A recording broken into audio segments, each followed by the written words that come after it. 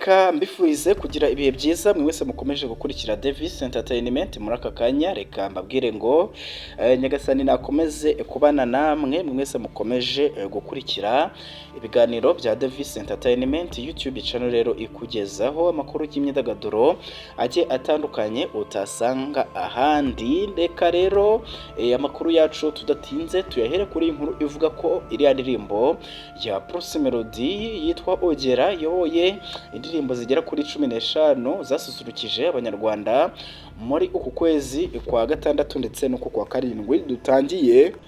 Ni indirimbo rero yaje mu kwezi kwa Kamena kwamaze nyine gushyirwaho akadomo kwaranzwe rero n'umuziki uri hejuru. Abahanzi nyarwanda biganjemo n'abari baraburiwe irengero bagarutse bakora indirimbo rwose ahanini zigamije kwamamaza umukandida Perezida Paul Kagame muri aya matora ateganyijwe muri uku kwezi kwa karindwi. Ni mu gihe rero hishimirwa ibyagezweho muri uyu mwaka ugeze mu cya kabiri ndetse no mu myaka 30 ishize igihugu cyongeye kuyubaka muri rusange. Abahanzi nyarwanda rero bakaba barakomeje gufasha abanyarwanda kurushaho kwishimira iryo terambere, ari nako rero batekereza kuri kwejo hazaza nyine h'igihugu cyabo. Kugeza ubu rero nta yindi nkuru iri kuvugwa mu Rwanda usibye ibikorwa byo kwamamaza kw'abakandida nyine mu matora y'umukuru w'igihugu y'abadepite azaba hagati ya 14 na 15 z'ukwezi kwa karindwi uyu mwaka.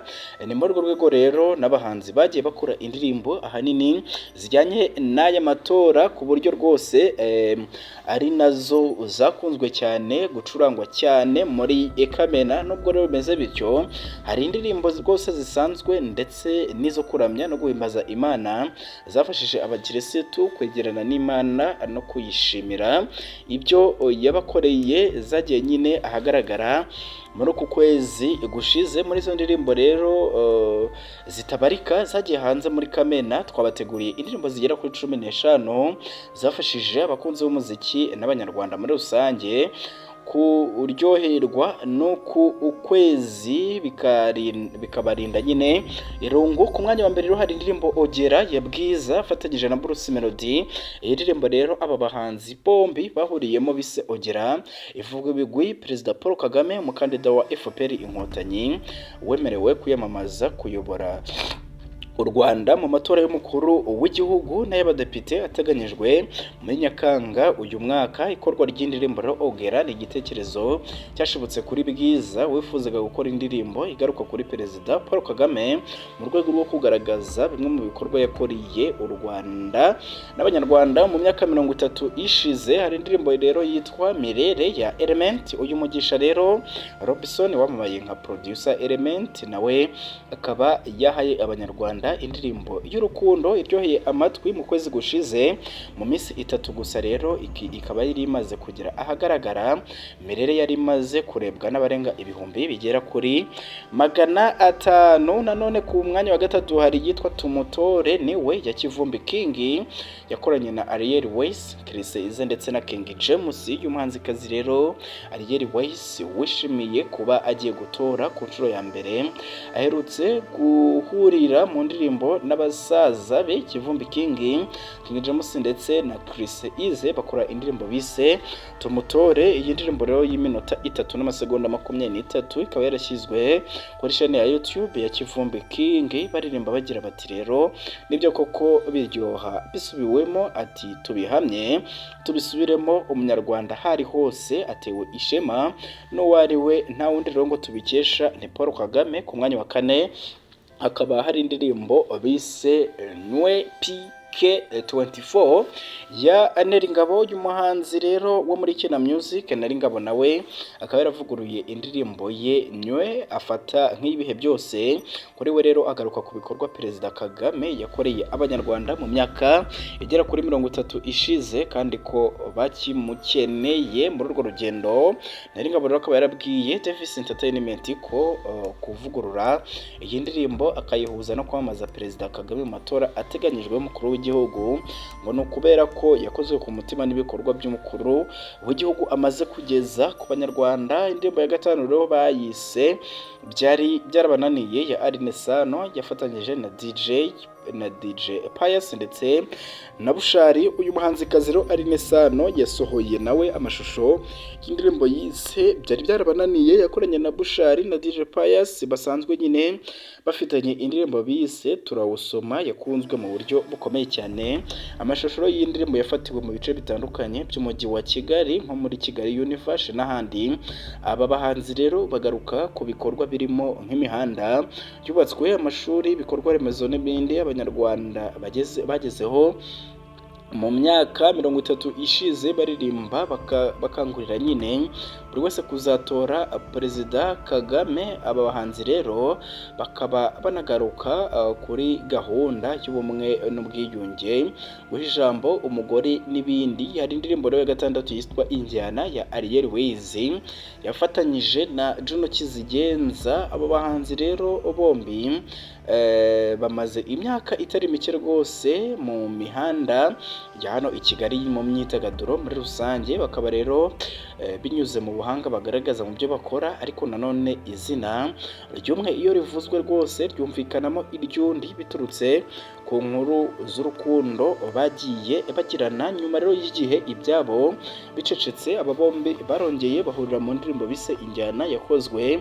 nk'ishimwe kuri Perezida Kagame, nk'uko Ariel Ways yabivuze ati twayikoreye umugabo wakuye igihugu cyacu mu ivu. Ku mwanya wa 7 hari rero indirimbo yitwa Afande ya Dani Vumbi. Dani Vumbi rero nawe yashyize imbere indirimbo nshya yahimbiye Perezida Kagame, agaragaza ko ari umuhigo yahiguye mu rwego rwo kugaragaza ibikorwa yakoreye abanyarwanda n'impamvu zo kumutora mu matora ateganyijwe muri Nyakanga uyu mwaka. Dani Vumbi rero agaragaza ko yari kuyikora muri 2017 ariko ntibyamukundira. Indirimbo rero yagiye hanze ku wa 4 ku itariki ya 13 Kamena 2024, mu gihe umukuru w'igihugu we yari ari kwitegura gutangira ibikorwa byo kwiyamamaza byatangiriye ku kibuga cya Busogo mu karere ka Musanze mu majyaruguru y'u Rwanda ku wa 6 ku itariki ya 22 Kamena 2024. Mu buryo bw'amajwi rero iyi ndirimbo ikaba yarakozwe na Rocha naho amashusho akaba yarakozwe na